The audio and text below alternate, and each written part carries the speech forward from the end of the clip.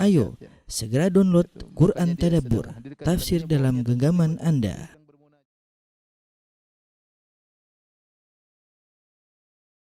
Bismillahirrahmanirrahim. Assalamualaikum warahmatullahi wabarakatuh. Alhamdulillahi ala ihsani wa syukru lahu ala taufiqihi wa amtinani wa asyhadu an la ilaha illallah wahdahu la syarika lahu ta'ziman li sya'ni wa asyhadu anna Muhammadan abduhu wa rasuluhu adda ila ridwani. Allahumma salli alaihi wa ala alihi wa ashabihi wa ikhwani. Para ikhwan, para akhwat, para jamaah Masjid Tarbiyah Cilandak yang dirahmati oleh Allah Subhanahu wa taala. Pada kesempatan ini kita akan melanjutkan bahasan kita peristiwa-peristiwa yang terjadi sebelum terjadinya perang Khandaq. Setelah terjadi perang Uhud di mana kaum muslimin mengalami banyak musibah, di mana banyak dari para sahabat yang meninggal dunia. Kemudian Nabi sallallahu alaihi wasallam juga terluka, ya. Sekitar 70 orang sahabat mati syahid. Maka ini memberikan dampak buruk bagi kondisi kaum muslimin.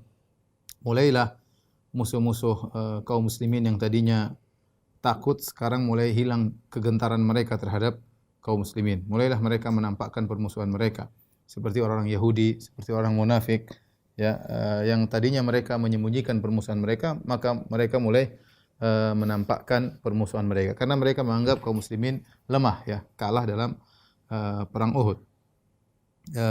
Belum lagi 2 bulan, baru 2 bulan setelah perang Uhud, ya, maka kabilah-kabilah musyrikin yang ada di sekitar kota Madinah mulai siap untuk menyerang kota Madinah, ya. Dimulai dari kabilah Bani Asad ingin menyerang kota Madinah, yang kemudian juga Khalid bin Sufyan Al-Hudhali juga punya tujuan sama, mengumpulkan orang-orang untuk menyerang kota Madinah. Kemudian setelah itu kabilah-kabilah lain seperti kabilah Adl, Qarah, mereka juga menyebabkan meninggalnya sebagian sahabat. Kemudian juga perbuatan keji dari Amir bin Tufail, ya, yang kemudian menyebabkan 70 orang sahabat meninggal dari para Al-Qurra, ahli baca Quran. Dan kemudian juga kabilah Yahudi Banu Nadhir yang akhirnya membatalkan perjanjian damai, ya. Ini kejadian-kejadian yang berturut-turut yang terjadi sebelum terjadi perang Khandaq, ya. Kejadian yang pertama, peristiwa yang pertama adalah Sariyah Abu Salamah, ya. Sariyah adalah pasukan perang kecil yang dikirim oleh Nabi sallallahu alaihi wasallam untuk mengadakan penyerangan-penyerangan, tetapi Nabi tidak ikut serta dalam pasukan perang tersebut. Di antaranya Rasulullah SAW mengirim pasukan Sariyah yang dipimpin oleh Abu Salamah, suaminya Ummu Salamah, kepada Bani Asad. Kenapa sebabnya Nabi mengirim pasukan kepada Bani Asad? Karena ada 2 orang namanya Tulaihah dan Salamah, kedua putra dari Khuwailid. Mereka berdua, Tulaihah dan Salamah ini, memprovokasi kaumnya dari Bani Asad, ya, untuk menyerang Rasulullah sallallahu alaihi wasallam. Mereka melihat ini kesempatan emas, ya, karena kota Madinah sudah pernah diserang oleh orang Quraisy. Kesempatan kabilah-kabilah selain Quraisy, ini kabilah-kabilah selain Quraisy ingin menyerang kota Madinah karena Madinah dalam kondisi lemah. Ternyata rencana mereka ini didengar oleh Rasulullah sallallahu alaihi wasallam. Maka Rasulullah SAW memanggil Abu Salamah radhiyallahu taala anhu yang namanya Abdullah bin Abdul Asad Al-Makhzumi untuk memimpin pasukan menyerang mereka sebelum mereka menyerang. Yang kita tahu bahwasanya Abu Salamah dalam perang Uhud beliau terluka di adhudihi, yaitu di lengan atas beliau, yang akhirnya membuat beliau harus berobat selama sebulan. Ya, alhamdulillah setelah itu, ini 2 bulan setelah perang Uhud, jadi kondisi lukanya sudah membaik, ya. Akhirnya Rasulullah SAW mengirim pasukan dipimpin oleh Abu Salamah. Kata Nabi SAW, "Ukhruj fi hadhihi sariyah, wa qad ista'maltuka 'alaiha." Wahai Abu Salamah, pimpinlah pasukan perang ini, pasukan kecil ini, aku telah menjadikan kau sebagai amir atau pemimpin pasukan tersebut. Lalu Nabi membuat dia memegang bendera, kemudian Nabi mengirim bersama beliau 150 pasukan dari kaum Muhajirin, kaum Ansar. Kata Nabi SAW, "Sir hatta tarida arda Bani Asad, fa'agir alaihim qabla an talaqa alaika jumu'uhum." Ya, kata Nabi SAW, berjalanlah engkau sampai kau tiba di kampung Bani Asad. Kemudian serang mereka tiba-tiba sebelum kumpulan mereka menyerangmu, ya. Jadi sebelum mereka berkumpul, ya, serang mereka terlebih dahulu, ya. Karena mereka sudah berniat untuk menyerang kota Madinah. Kemudian Nabi SAW mewasiatkan kepada Abu Salamah untuk bertakwa kepada Allah, demikian juga pasukannya. Maka berangkatlah Abu Salamah radhiyallahu anhu dengan pasukannya, yaitu awal dari bulan Muharram tahun keempat Hijriyah. Ya. Kita ingat bahwasanya perang Uhud di bulan Syawal tahun 3 Hijriyah. Ya. Ya. Syawal, Dzulqa'dah, Dzulhijjah, sekarang Muharram. Jadi baru 2 bulan lewat, sudah terjadi peperangan, musuh-musuh mulai bersikap ingin menyerang kota Madinah. Maka berangkatlah di awal Muharram tahun 4 Hijriah. Berangkatlah Abu Salamah bersama 150 pasukan, sampailah mereka di mata air mereka atau sumber air mereka di sebuah gunung yang namanya Qoton. Maka di situ ada ternak-ternak mereka, maka akhirnya kaum muslimin, para sahabat kemudian menyerang para penggembala ternak-ternak mereka. Ada 3 orang budak, ya akhirnya ditangkaplah 3 orang budak tersebut. Sisa penggembala yang lain kemudian kabur. Mereka kabur, kemudian mereka pergi ke perkumpulan mereka dan mereka kabarkan bahwasanya kaum muslimin sudah datang menyerang terlebih dahulu. Mereka baru siap-siap sudah diserang oleh kaum muslimin. Akhirnya mereka pun terpencar-pencar, ya. Sebagian dari mereka, padahal mereka ingin berkumpul menyerang kaum muslimin, tapi karena tiba-tiba datang serangan, mereka belum siap, akhirnya mereka terpencar. Sebagian lari ke sana, sebagian lari ke sini. Akhirnya Abu Salamah dan para sahabat menuju ke kampung mereka, langsung ke kampung inti mereka. Abu Salamah mendapati pasukan kaum musyrikin sudah terpencar dan cerai-berai. Akhirnya beliau pun membuat markas di situ. Kemudian beliau bagi para pasukan menjadi 3 kelompok. Ya, satu kelompok tetap bertahan di kampung, ya, Bani Asad bersama Abu Salamah, kampung musuh, menjaga Abu Salamah dan siap di situ. Kemudian adapun 2 pasukan yang lain dibagi dari 2 sisi yang berlawanan untuk mengejar mereka. Mereka lari kemana, dikejar, dan akhirnya mereka menyerang, dan akhirnya kedua pasukan tadi berhasil balik dan mendapatkan banyak ternak-ternak yang banyak sebagai ghanimah, ya, dari hasil peperangan. Kemudian mereka balik ke kota Madinah dalam kondisi menang. Inilah Sariyah yang pertama setelah perang Uhud yang dipimpin oleh Abu Salamah Al-Makhzumi radhiyallahu taala anhu. Setelah beliau balik ke kota Madinah, ternyata luka beliau yang bekas di perang Uhud akhirnya kambuh kembali, akhirnya robek kembali dan keluar darah, ya, kemudian semakin parah. Setelah itu beliau pun meninggal dunia gara-gara sebab luka tersebut. Ketika Abu Salamah radhiyallahu anhu meninggal dunia, ya, subhanallah, sebelum meninggal sempat memimpin jihad, kemudian meninggal dunia. Ketika beliau meninggal radhiyallahu taala anhu, maka Rasulullah sallallahu alaihi wasallam pun datang menjenguk jasad Abu Salamah. Waqad syaqqa basaruhu, matanya terbuka.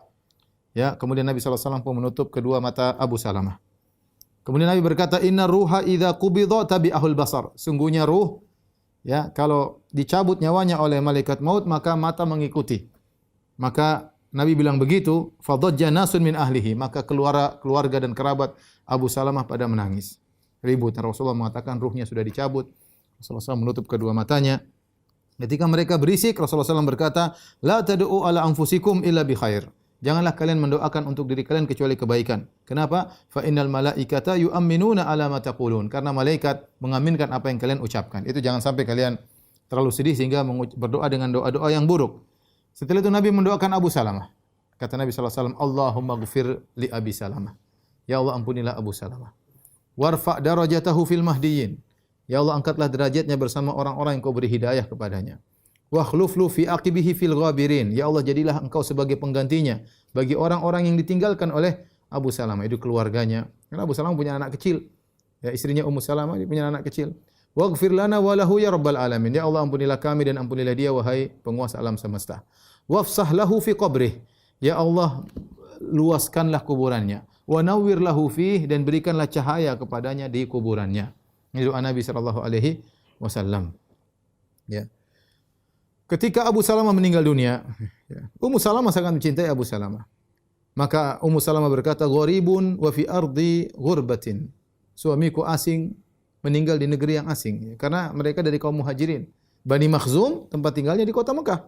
Sekarang meninggal di kota Madinah, ya. Mungkin tidak ada keluarga di situ, jarang keluarga. Kemudian meninggal di tempat yang jauh. Kata Ummu Salamah, "La abkiyannahu buka'an yutahaddatsu anhu." Aku akan menangisi suamiku dengan tangisan yang akan dibicarakan oleh orang-orang. Itu dia benar-benar akan menangisi Abu Salamah. Ya. Fa kuntu qad tahayyatu lil buka alaihi, dan aku sudah siap-siap untuk menangisi suamiku, ingin menangis selama. Id aqbalat imra'atun minas sa'id turidu an tus'idani. Tiba-tiba datang seorang wanita ya dari dari pinggiran kota Madinah, ingin membantuku, sama-sama menangis. Dan biasa mereka saling saling membantu dalam bela sungkawa. Jadi satu nangis ikut menangis. Fastaqbalaha Rasulullah sallallahu alaihi wasallam. Rasulullah SAW mencegat wanita tersebut. Rasulullah SAW berkata, "Aturidina an tadkhili syaitan baitan akhrajahu Allahu minhu." Kau ingin memasukkan syaitan ke dalam rumah yang Allah sudah keluarkan syaitan dari rumah tersebut. Marratain, Rasulullah SAW bilang 2 kali. Kau ingin nangis, kalau kau nangis terus seperti ini, ya, maka syaitan akan Allah masukkan ke dalam rumah tersebut padahal Allah sudah mengeluarkannya. Fakafaftu anil buka falam abki. Kemudian kata Ummu Salamah, aku pun tidak jadi menangis, ya. Padahal dia begitu sayang kepada Abu Salamah karena tidak ingin dimanfaatkan oleh syaitan, ya, membuat dia kesedihan yang berlebihan. Al-Imam Muslim rahimahullah meriwayatkan dari Ummu Salamah, beliau berkata, "Sami'tu Rasulullah sallallahu yaqul," aku mendengar Rasulullah sallallahu bersabda, ya. Dalam riwayat dia mendengar hadis ini dari Abu Salamah. Di mana Abu Salamah menyampaikan hadis dari Nabi sallallahu alaihi wasallam, "Ma min muslimin tusibuhu musibatun." Tidaklah seorang muslim ditimpa dengan musibah, fa yaqulu inna lillahi wa inna ilaihi raji'un. Ya Allah, kami ini milik Allah dan kepada Allah lah kami akan kembali. Allahumma ajurni fi musibati. Dia berdoa kepada Allah, ya Allah, ujurni fi musibati. Berilah aku pahala pada musibah yang menimpaku ini. Wa akhlif li khairan minha, dan gantilah bagiku yang lebih baik daripada musibah yang menimpaku. Illa akhlafahu Allahu lahu khairan minha. Tidak ada seorang mukmin ketika ditimpa musibah baca doa ini, innallahi wa inna ilaihi raji'un. Allahumma ajurni fi musibati wa akhlif li khairan minha, kecuali Allah akan menggantikan yang lebih baik baginya. Ya, tatkala Abu Salamah radhiyallahu anhu meninggal dunia, maka Ummu Salamah berdoa. Dia mengatakan innalillahi wa inna ilaihi raji'un. Kemudian dia berkata, Allahumma ajurni fi musibati. Ya Allah, berilah aku pahala terhadap musibah yang menimpaku, yaitu perginya seorang suami yang sangat dia cintai. Ya, kita pernah sampaikan bagaimana kisah perpisahan Ummu Salamah dengan Abu Salamah selama setahun. Kemudian dipertemukan. Setelah dipertemukan, akhirnya suaminya beberapa tahun kemudian meninggal dunia. Tentu ini perkara yang sangat menyedihkan. Jadi Ummu Salamah berdoa, Allahumma ajurni fi musibati. Ya Allah, berikan aku pahala pada musibahku ini. Ketika dia ingin melanjutkan lafal doa yang kedua, wa khluf li khairan minha, ya Allah, gantilah aku yang lebih baik daripada musibah yang menimpaku. Dia tidak ingin menyampaikan. Dia tidak ingin mengucapkan doa tersebut. Dia mengatakan, ayul muslimina khairun min Abi Salamah. Siapa yang lebih baik daripada suamiku Abu Salamah? Subhanallah. Bagaimana kisah pernikahan yang luar biasa sampai sang istri merasa tidak ada yang lebih baik daripada suaminya, Abu Salamah. Sampai dia ingin mengatakan, berikanlah aku ganti yang lebih baik daripada Abu Salamah. Dia tidak mengucapin. Sampai dia tahan. Akhirnya karena ini sunnah Nabi sallallahu alaihi wasallam, akhirnya dia pun ucapkan. Dia mengatakan, wa khluf li khairan minhu, ya Allah, gantilah aku yang lebih baik daripadanya. Ternyata yang menggantinya adalah Rasulullah sallallahu alaihi wasallam, ya. Rasulullah sallallahu alaihi wasallam. Taib, inilah kisah perangan Abu Salamah yang akhirnya Abu Salamah radhiyallahu anhu pun meninggal dunia. Kemudian pasukan perang yang kedua, ya, dikirim oleh Nabi sallallahu alaihi wasallam, dipimpin oleh Abdullah bin Unais radhiyallahu anhu untuk membunuh Khalid bin Sufyan al-Hudhali. Khalid bin Sufyan al-Hudhali. Sudah kita sebutkan Khalid bin Sufyan tadi, dia juga punya rencana mengumpulkan kaumnya untuk menyerang Nabi kota Madinah, untuk menyerang kota Madinah. Ya, yaitu pada tanggal 5 Muharram, jadi berdekatan. Tanggal 5 Muharram tahun keempat Hijriah, Rasulullah SAW mengutus Abdullah bin Unais untuk membunuh Khalid bin Sufyan al-Hudhali. Ya. Dalam Musnad Imam Ahmad dengan sanad yang hasan, Abdullah bin Unais berkata, da'ani Rasulullah sallallahu alaihi wasallam, Rasulullah SAW manggilku, faqala innahu qad balagani anna Khalid bin Sufyan bin Nubay al-Hudhali yajma'u liyan nasa liyaghzuni wa huwa bi'uranah fa'tihi faqtulhu. Kata Nabi, telah sampai kabar kepadaku bahwasanya Khalid bin Sufyan al-Nubay al-Hudhali telah mengumpulkan orang-orang untuk menyerangku, dan sekarang dia sedang berada di Uranah. Uranah itu di daerah dekat Arafat. Ya, dekat Masjid Namirah, itu daerah Uranah di sana. Fa'tihi faqtulhu, maka datangilah dia dan bunuhlah Khalid bin Sufyan al-Hudhali ini, ya, karena dia sudah berencana untuk menyerang kota Madinah. Maka kata Abdullah bin Unais, ya Rasulullah, in athu li hatta a'rifahu. Ya Rasulullah, sebutkanlah ciri-cirinya Khalid ini agar saya kenal dia, enggak pernah ketemu, ya. Orangnya bagaimana Khalid bin Sufyan al-Hudhali ini? Kata Nabi sallallahu alaihi wasallam, idza ra'aitahu wajadta lahu iksya'riratan. Kalau kau lihat dia wahai Abdullah bin Unais, kau akan gentar lihat dia. Orangnya mengerikan. Orangnya mengerikan. Dalam riwayat yang lain Rasulullah SAW berkata, "Idza ra'aitahu hibtahu." Kalau kau lihat dia, kau akan takut melihat dia. Wa faraqta minhu, kau akan gentar melihatnya. Dan wa dzakarta syaitan, kau akan ingat syaitan kalau lihat dia. Ini musuh yang mengerikan ya. Maka Abdullah bin Unais pun keluar, ya. Dia sendirian berangkat, sendirian. Kemudian membawa pedangnya, hatta waqa'tu alaihi. Ya. Kemudian wa huwa bi Uranah. Tiba-tiba dia sampai di Uranah, berjalan jauh dari Madinah ke Uranah ya 450 kilo jauh. Sampailah di sana, ternyata Khalid bin Sufyan Al-Hudzaili sedang bersama beberapa orang-orang wanita-wanita ya, yang dia sedang menyiapkan tempat tinggal untuk wanita-wanita tersebut. Ketika itu di waktu asar. Sudah masuk waktu salat asar. Falamma ra'aituhu wajadtu ma wasafa li Rasulullah sallallahu alaihi wasallam min al-iksya'rirah. Ketika aku lihat dia, ternyata benar seperti yang digambarkan oleh Nabi sallallahu alaihi wasallam. Aku gentar melihat dia. Orang ini mengerikan. Fa aqbaltu nahwahu, aku pun berjalan menuju dia. Wa khasyitu an yakuna baini wa bainahu muhawalatun tashghalini anis salat. Sebelum aku menyerang dia, aku khawatir nanti ini perkaranya panjang sementara saya belum salat asar. Akhirnya fa shallaitu wa ana amshi nahwahu. Saya pun sambil berjalan menuju saya salat asar. Bagaimana caranya? Umi'u bi ra'sihi ruku' wa sujud. Aku sambil mengisyaratkan dengan kepalaku ruku' dan sujud. Kenapa? Subhanallah, bagaimana sahabat ini mikir salat. Dia khawatir kalau sudah bertempur lawan orang ini nanti permasalahan panjang sehingga salat asar bisa lewat. Supaya dia sudah selesai, ya dia salat asar dulu, tapi sudah terlanjur lihat orang itu, bagaimana caranya? Akhirnya dia salat asar sambil berjalan. Kata dia, fa aqbaltu fa shallaitu ana amshi nahwahu. Aku salat sambil berjalan menuju dia. Umi bi ra'si ar-ruku' was sujud. Aku hanya ruku' dan sujud dengan isyarat. Sambil berjalan dengan menundukkan kepala sedikit. Kemudian berjalan menuju kepada dia. Ya, falamma intahaitu ilaihi, begitu selesai salat tiba di depan. Jadi salatnya sambil jalan.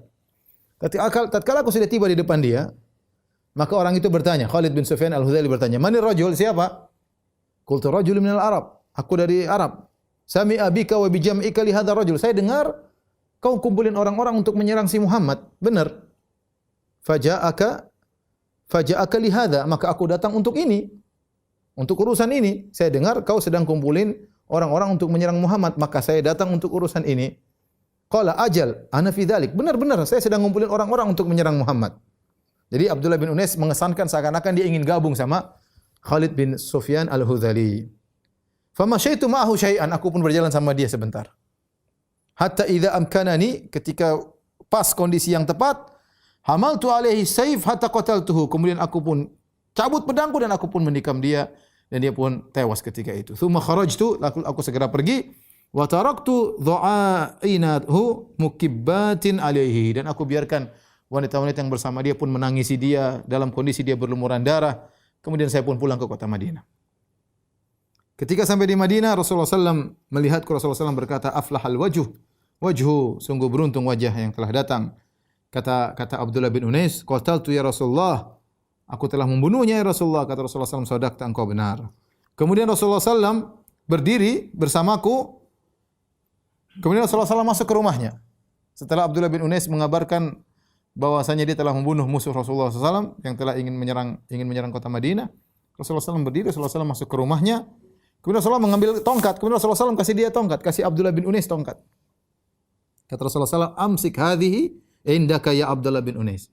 Ini tongkat, bawa Abdullah bin Unais, bawa, pegang, simpan. Faqala Abdullah bin Unais bingung juga. Fa kharajtu biha 'alan nas. Aku pun keluar bawa tongkat tersebut. Orang-orang lihat, ma hadhil asa. Ini kau bawa tongkat apa ya Abdullah bin Unais?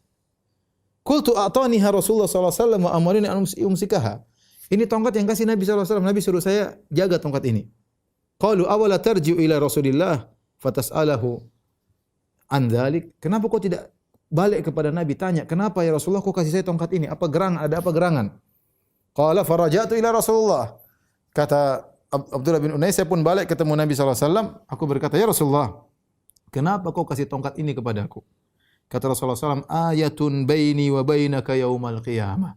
Ini tongkat sebagai tanda antara aku dengan kamu pada hari kiamat kelak. Ya.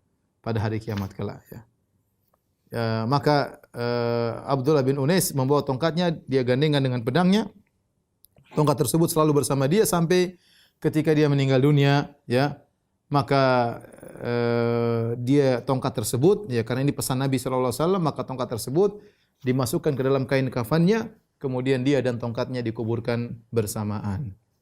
Inilah kisah Abdullah bin Unais radhiyallahu taala anhu, ya. Tapi kisah berikutnya, tadi sudah Abu Salamah, sekarang Abdullah bin Unais, sekarang kisah berikutnya Sariyah Ar-Raji', namanya Sariyatul Raji'. Sariyah adalah tadi pasukan kecil. Sariyah ini dikirim oleh Nabi sallallahu alaihi wasallam di bulan Safar, tahun keempat Hijriah, ya. Al-Imam Al-Bukhari meriwayatkan dalam sahihnya dari Abu Hurairah, kata Abu Hurairah, Rasulullah SAW mengirim 10 pasukan, 10 orang, ya, pasukan sebagai mata-mata. Jadi tidak banyak, cuma 10 orang. Kalau tadi 150 sebelumnya ketika bersama Abu Salamah, ini cuma 10 orang sebagai mata-mata. Wa amara alaihim Asim bin Thabit Al-Ansari. Dan Nabi menjadikan pemimpin dari 10 orang tersebut adalah amirnya siapa? Asim bin Thabit Al-Ansari radhiyallahu taala anhu. Akhirnya mereka pun berangkat untuk jadi mata-mata. Mata-mata maksudnya ngecek-ngecek kondisi. Rasulullah pasang strategi. Kalau Allah tidak kasih tahu ilmu gaib, apa yang terjadi di sana, apa yang terjadi di sini, maka Rasulullah SAW menjalankan sebab, ikhtiar. Maka Rasulullah SAW kirim 10 orang sebagai mata-mata. Tatkala mereka tiba di Al-Hada'ah, ya,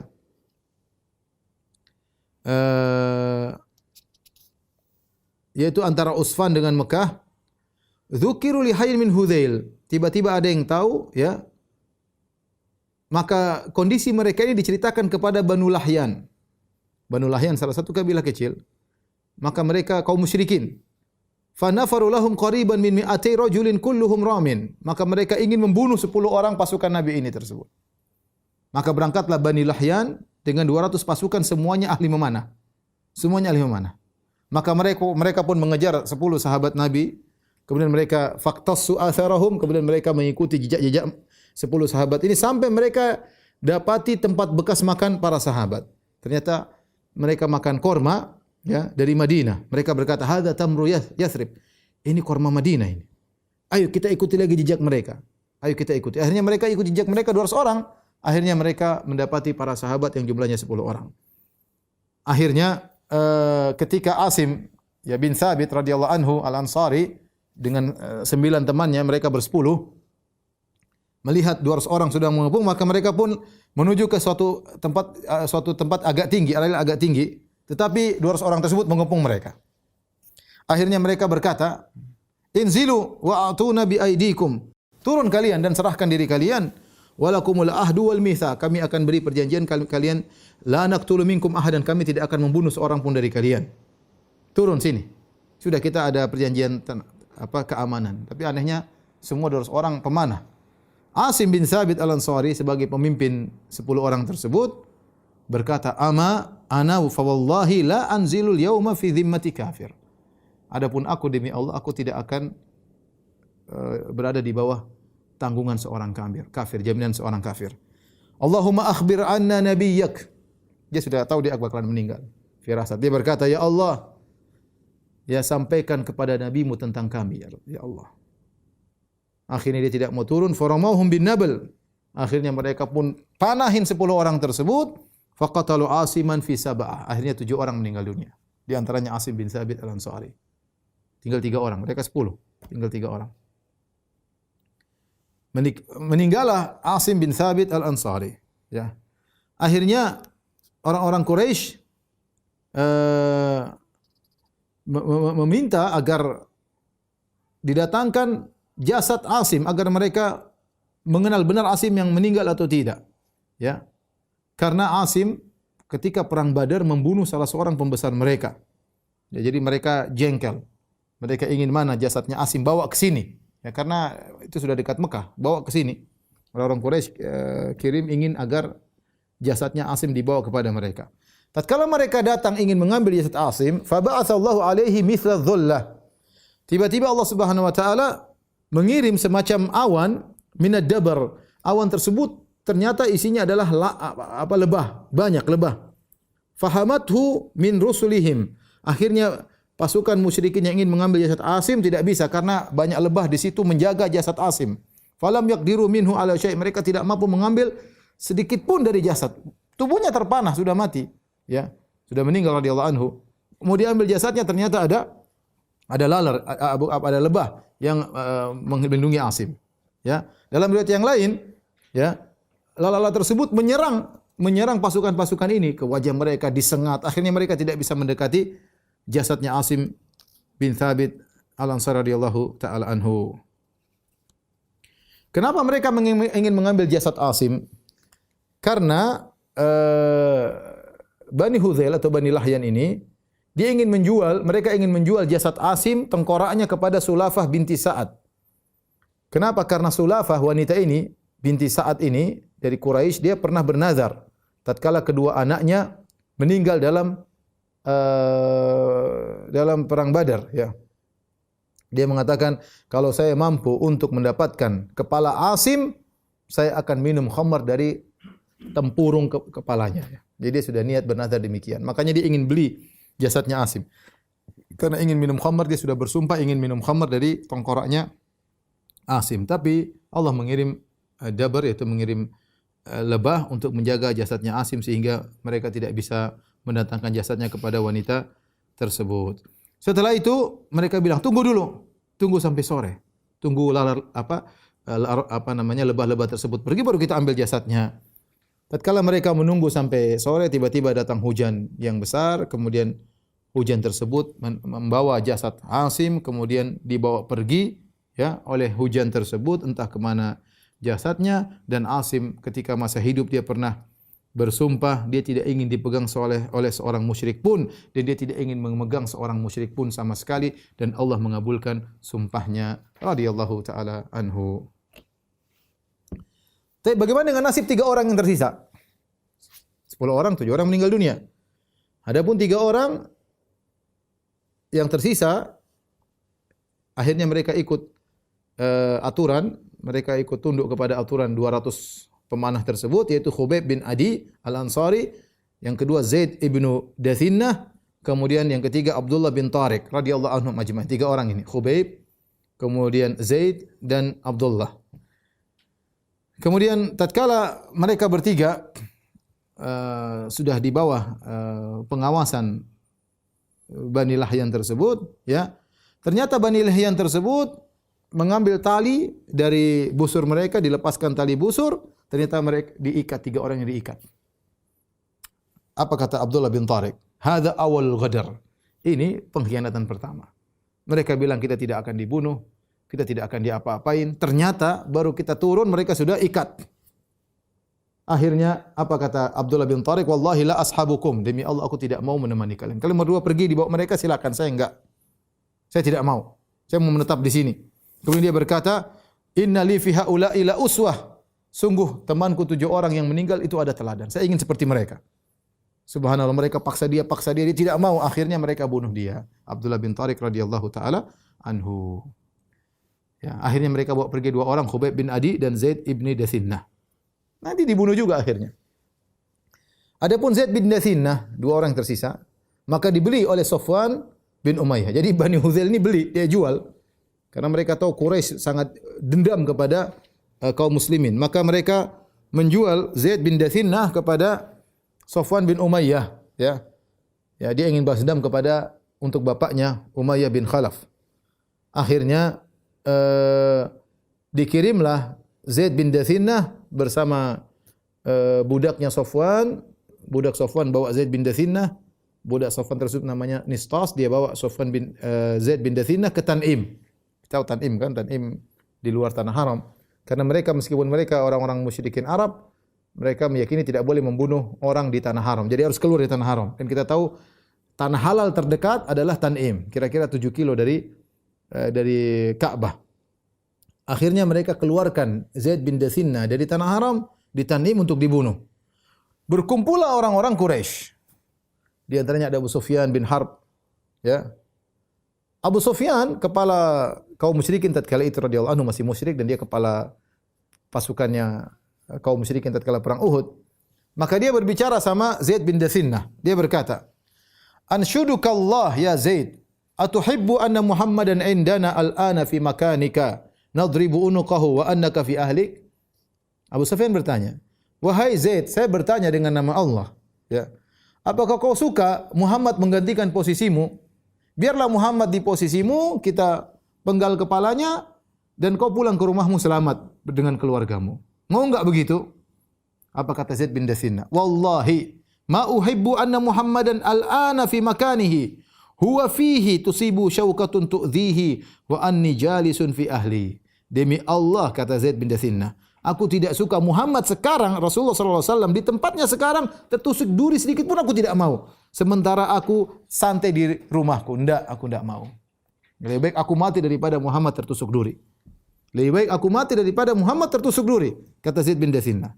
Abu Sufyan ketika mendengar pernyataan Zaid bin Dathinna, dia berkata, "Ma ra'aitu minan nasi ahadun yuhibbu ahadan ka hubbi ashabi Muhammadin Muhammadan." Aku tidak pernah melihat orang-orang yang mencintai sahabatnya sebagaimana sahabat Muhammad cinta kepada Muhammad sallallahu alaihi wasallam. Kemudian Zaid bin Dathinna pun terbunuh. Tinggal satu orang, Khubayb bin Adi radhiyallahu taala anhu. Adapun Khubayb bin Adi, maka dibeli oleh Banul Harith bin Amir bin Naufal. Kenapa anak-anaknya Harith yang membelinya? Kenapa? Karena Harith ketika perang Badar dibunuh oleh Khubayb. Khubayb yang bunuh bapak mereka. Ya. Akhirnya mereka jengkel ingin balas dendam, dibelilah Khubayb oleh anak-anaknya Al-Harith. Salah seorang dari anak-anak Harith itu putrinya bercerita, "Falamma ajma'u ala qatlihi ista'ara minni Musa yastahiddu biha fa'arathu." Tatkala Khubayb bin Adi ingin dibunuh, jadwalnya ingin dibunuh di depan umum, maka Khubayb bin Adi ini minta pinjam pisau untuk bercukur. Dia siap-siap bercukur, mungkin ingin bertemu Allah dalam kondisi bersih. Maka dipinjamkanlah pisau tersebut untuk bercukur. Kata wanita ini, "Faghafultu an sabiyyin li," aku lalai tiba-tiba anakku masih kecil. Fadaraja ilaihi hatta atahu. Ternyata anakku pergi menuju ke Khubayb. Anaknya masih kecil, tahu-tahu Khubayb. Fawada'ahu ala fakhidhihi. Khubayb akhirnya meletakkan anak tersebut di pahanya, ya. Sementara dia pegang pisau. Wah, ini kondisi menakutkan nih, ya. Anaknya tentu dia dibelenggu, tapi anak tersebut datang dan dia pegang pisau, anak tersebut sedang berada di pahanya. Falamma ra'aitu, kata sang wanita ini, tatkala aku melihat kondisi anakku seperti itu, aku pun takut. Dan Khubayb tahu aku ketakutan. Sementara di tangannya pisau. Maka dia berkata, "Atakhshayna an aqtulahu wahai si fulana." Kau khawatir aku membunuhnya? Ma kuntu li af'ala dzalika insyaallah taala. Aku tidak akan melakukannya insyaallah taala. Kemudian apa kata wanita ini? Dia cerita waktu dia masih musyrik, "Ma ra'aitu asiran qad khairan min Khubayb." Aku tidak melihat seorang tawanan pun yang lebih baik daripada Khubayb. Artinya akhlaknya baik, tenang. Laqad ra'aituhu ya'kulu min qitfi 'inabin. Ini wali-wali Allah, sahabat. Aku melihat dia sedang dalam tawanan, dia memakan setangkai anggur dia makan. Wa ma bi Makkah yauma idzin thamara. Padahal hari itu, ketika itu tidak ada satu butir buah pun yang ada di kota Makkah. Ternyata dia makan sekumpulan anggur. Wa innahu lamuthaqun fil hadid. Sementara dia diikat dengan besi. Wa ma kana illa rizqan razaqahu Allah iyyah. Ini semua tidak lain kecuali rezeki yang Allah berikan kepadanya. Ini antara karamah para wali-wali Allah Subhanahu wa taala. Akhirnya tiba jadwalnya, mereka pun bawa dia keluar dari tanah haram, dibawa ke Tan'im, ya, tanah halal terdekat. Kemudian orang-orang semua nonton. Anak-anak, orang tua, budak-budak, wanita-wanita, penduduk Mekah semua nonton. Mereka ini saatnya balas dendam. Ini orang yang pernah menyerang kita dalam perang Badar, ya. Mereka nonton semuanya. Tidak seorang pun yang tertinggal untuk menonton bagaimana dibunuhnya Khubayb bin Adi. Tatkala mereka sudah siap untuk menyalibnya, ya, Khubayb minta izin. Kata Khubayb, "Da'uni usalli rak'ataini." Izinkan aku salat 2 rakaat saja.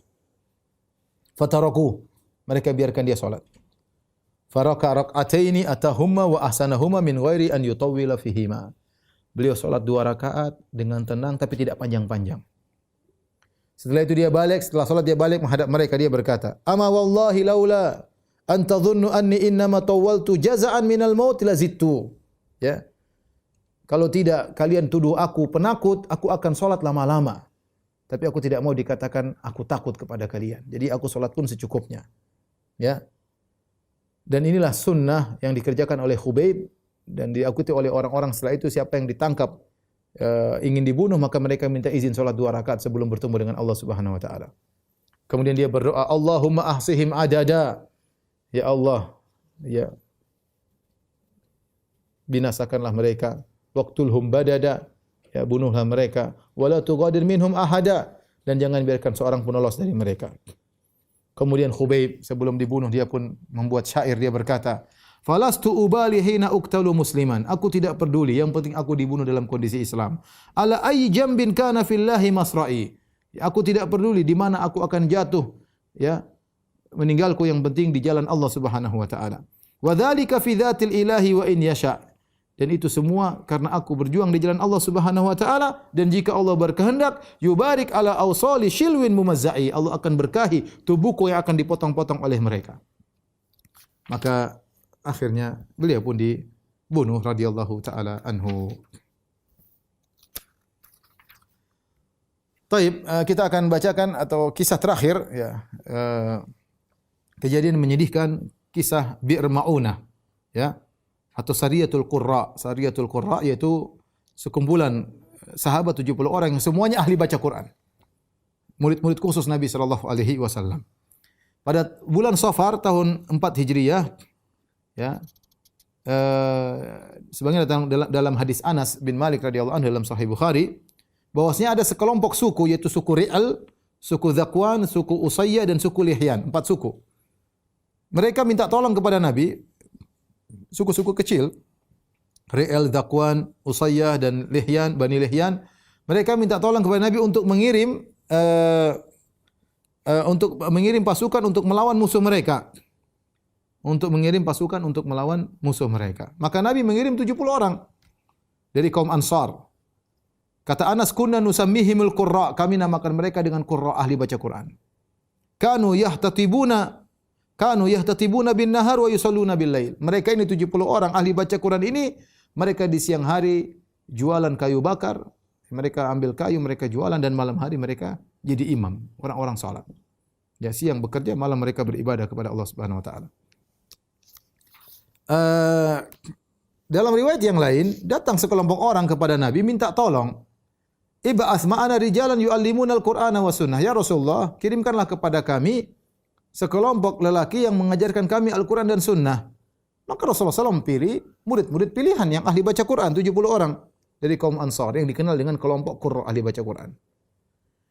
Dan dalam riwayat Ibnu Sa'ad, Tabaqat Ibnu Sa'ad, dan juga Sirah Ibnu Ishaq, disebutkan Abu Bara, seorang lelaki namanya Abu Bara, Amir bin Malik. Ya, dia datang kepada Nabi SAW kota Madinah, dan Nabi menawarkan Islam kepadanya, menyuruhnya untuk masuk Islam, tapi dia tidak masuk Islam dan dia tidak juga menolak Islam. Maka dia berkata, "Ya Muhammad, lau ba'asta rijalan min ashabika ila ahli Najd." Ya Muhammad, bagaimana kalau kau kirim sekelompok orang dari sahabatmu ke ahli Najd, ke penduduk Najd, fada'ahum ila Amrika, agar mereka berdakwah di sana. Rajautu an yastajibu laka, aku berharap mereka mau masuk Islam. Maka Rasulullah SAW berkata, "Ini akhsha alaihim ahla Najd." Aku khawatir kepada sahabatku disikapi buruk oleh penduduk Najd. Abu Bara, yang dia masih musyrik tatkala, dia berkata, "Ana lahum jar," aku akan menjadi pelindung mereka. Ya. Fab'athhum falyad'un nas ila Amrika. Kirimlah mereka agar mereka bisa berdakwah. Akhirnya Rasulullah SAW mengirim 70 orang pilihan yang mereka siap mengajarkan Islam di sana. Berangkatlah 70 orang ini yang ahli Qurra, ahli Quran, Qurra semuanya. Sampailah mereka suatu tempat namanya Bi'r Ma'unah, yaitu sumur Ma'unah. Mereka pun singgah di situ, ya. Dan mereka mengirim Haram bin Malhan. Haram bin Malhan ini omnya Anas bin Malik, dengan membawa surat dari Rasulullah SAW kepada Amir bin Tufail. Surat dari Nabi dibawa kepada Amir bin Tufail. Berangkatlah Haram bin Milhan, kemudian kepada Amir bin Tufail, musuh Allah ini Amir bin Tufail. Bawa surat Nabi SAW. Ternyata Amir bin Tufail tidak peduli dan tidak baca surat Nabi SAW. Kemudian dikasih isyarat, suruh bunuh Haram bin Milhan. Maka tiba-tiba seorang anak buah dari Amir bin Tufail ini kemudian datang ke belakang Haram bin Milhan, kemudian dia tikam Haram bin Milhan. Tikam dengan tombak ya, kemudian dari belakang tembus ke depan. Tembus ke depan. Begitu ditikam apa kata Haram bin Milhan? Allahu Akbar, fustu wa rabbil Ka'bah. Aku menang demi penguasa Ka'bah. Artinya apa? Dia cita-cita mati syahid. Begitu dia lihat darah, dia langsung mengatakan fustu, aku menang. Wa rabbil Ka'bah, aku menang. Ya. Maka dia pun mengambil darah tersebut, kemudian dia usapkan ke wajahnya, kemudian dia meninggal dunia. Haram bin Milhan radhiyallahu anhu, para sahabat cita-cita mereka untuk mati syahid. Ya. Kemudian Amir bin Tufail, ya, dia pun memanggil Bani Amir, ya, untuk menyerang 70 orang sisanya. Ya. Tetapi mereka tidak mau, Bani Amir tidak mau. Mereka mengatakan kami tidak akan melanggar jaminan yang dipasang oleh Abu Bara. Tadi Abu Bara yang manggil 70 orang, dia jamin mereka tidak akan diganggu. Dan Bani Amir tidak ingin melanggar perjanjian tersebut. Ya. Akhirnya Amir bin Tufail kemudian minta kepada kabilah-kabilah yang lain untuk membunuh dari Ri'il, Dzakwan dan Usayyah. 3 ini, Ri'il, Dzakwan dan Usayyah. Ya, maka mereka pun nurut kepada Amir bin Tufail. Akhirnya mereka pun datang pasukan, kemudian mereka mengepung para sahabat Nabi sallallahu alaihi wasallam 70 orang. Para sahabat berkata, "Ama ma'i wallahi ma iyyakum aradna." Kami tidak ingin bertempur dengan kalian. Wa nahnu mujtazuna fi hajatin li Nabi sallallahu alaihi wasallam. Kami ini ke sini ada keperluan urusan dari Nabi sallallahu alaihi wasallam. Fa abau alaihi, mereka tidak mau, harus berperang. Akhirnya para sahabat terpaksa ya, dengan persenjataan yang seadanya mencabut pedang-pedang mereka berperang. Akhirnya semuanya terbunuh 70 orang. Mati syahid seluruhnya. Kecuali satu orang namanya Ka'ab bin Zaid bin Najjar, ya. Dia ditinggal dalam kondisi hampir-hampir meninggal dunia, ya, ternyata dia tidak meninggal dunia, masih hidup. Setelah itu dia hidup dan akhirnya meninggal mati syahid dalam perang Khandaq. Ada seorang sahabat namanya Amr bin Umayyah al-Dhamri, ya. Dan juga seorang sahabat yang namanya Munzir bin Uqbah al-Ansari. Mereka berdua ini sama-sama dengan 70 orang, tapi mereka berdua ini sedang ngurusin hewan-hewan milik kaum muslimin. Ya, mereka tidak tahu tentang apa yang menimpa kawan-kawan mereka yang 70 orang tersebut. Tiba-tiba mereka lihat seekor burung atau sekumpulan burung yang berputar-putar di suatu daerah. Mereka berkata, ini burung pasti ada sesuatu. Maka mereka pun lihat. Ya, ternyata mereka lihat sahabat-sahabat mereka yang 70 orang atau sisanya 68 semuanya sudah meninggal dunia. Kemudian Munzir bin Uqbah berkata kepada Amr bin Umayyah, bagaimana menurutmu? Kata Amr bin Umayyah, menurutku kita pergi kepada Nabi SAW dan kita sampaikan kabar kepada Nabi SAW. Tapi Munzir bin Uqbah berkata, saya tidak semangat lagi dengan jiwaku. Ya. Bagaimana saya meninggalkan tempat yang di mana sahabatku Munzir bin Amr meninggal di situ. Ya. Akhirnya dia pun nekat ke situ. Kemudian dia pun berperang dan dia pun meninggal dunia. Tinggal satu orang dari 70 orang tersebut, yaitu Amr bin Umayyah, ditangkap oleh Amir bin Tufail. Ini Amr bin Umayyah sahabat, Amir bin Tufail penjahat, ya. Ketika ditangkap Amr bin Umayyah, ditangkap oleh Amir bin Tufail, akhirnya Amir bin Tufail mencukur rambut di ubun-ubun dari Amr bin Umayyah. Setelah itu dia bebaskan. Dia menyatakan, ibuku dulu punya sumpah untuk membebaskan budak. Saya ingin memenuhi sumpah ibuku. Jadi dianggap ini budak, dicukur rambutnya, dibebaskan. Maka dia pun pulang ke kota Madinah. Dia pulang ke kota Madinah. Ya.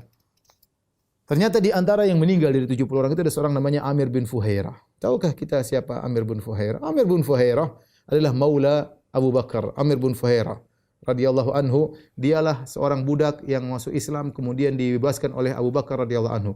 Dialah yang ketika Nabi siap-siap berhijrah, dia membantu proses terjadinya hijrah Nabi sallallahu alaihi wasallam. Dialah yang menghilangkan jejak-jejak kaki Nabi dan Abu Bakar ketika mereka berjalan menuju ke Jabal Thawr, ke Goa Thawr. Yang menghilangkan itu semua adalah Amir bin Fuhairah. Kemudian dia yang menemani perjalanan Nabi SAW dan Abu Bakar sampai ke kota Madinah. Jadi hijrah itu ada 4 orang. Nabi dan Abu Bakar ditemani oleh Amir bin Fuhairah dan ditemani oleh Abdullah bin Uraikid, kafir penunjuk jalan. Mereka berempat, di antaranya Amir bin Fuhairah. Ternyata di antara 70 orang tersebut, Amir bin Fuhairah meninggal di peristiwa Bi'r Ma'unah. Amir bin Tufail bertanya kepada Amr bin Umayyah, siapa itu? fa asyara ila qatil. Kata Amr bin Umayyah sebelum dia dilepas, ini adalah Amir bin Fuhairah. Kata Amir bin Tufail, laqad ra'aituhu ba'da ma qutil rufi'a ila sama' hatta inni la anzuru ila sama' bainahu wa bainal ardi thumma wudi'a. Sungguh aku melihat setelah dia dibunuh, jasadnya diangkat antara langit dan bumi, diangkat kemudian diturunkan kembali oleh Allah Subhanahu wa taala. Dialah Amir bin Fuhairah radhiyallahu taala anhu. Akhirnya kabar tentang peristiwa Bi'r Ma'unah sampai kepada Nabi sallallahu alaihi wasallam dan kabar-kabar sahabat yang lain meninggal dunia, ya. 10 orang sebelumnya Rasulullah dengar itu semua dalam kondisi sedih. Asim bin Abid meninggal dunia, Khubayb bin Adi meninggal dunia, 10 orang meninggal dunia, kemudian 70 orang meninggal dunia. Ya, Rasulullah SAW sangat sedih, kaum muslimin juga sangat sedih. Ya. Kemudian Rasulullah SAW berkata kepada para sahabatnya dalam Sahih Muslim, "Inna ikhwanakum qad qutilu." Sungguhnya saudara-saudara kalian telah dibunuh. Wa innahum qalu. Sungguhnya saudara-saudara kalian tersebut yang mati syahid berkata, "Allahumma balligh anna nabiyyak." Ya Allah, sampaikanlah kepada nabimu dari kami. Anna qad lakinaka. Sungguhnya kami telah bertemu dengan engkau ya Allah. Faradina anka, dan kami ridha dengan engkau ya Allah. Wa radita anna, dan kau ridha kepada kami.